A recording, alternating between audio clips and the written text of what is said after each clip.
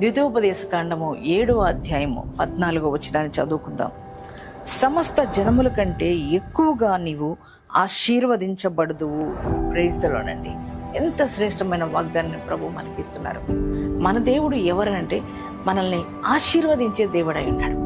ఆయన నిన్ను కోరుకుంటున్నాడు కదా, సమస్త జనాల కంటే ఎక్కువగా నిన్ను ఆశీర్వదించాలని ఆయన ఆశిస్తున్నాడు.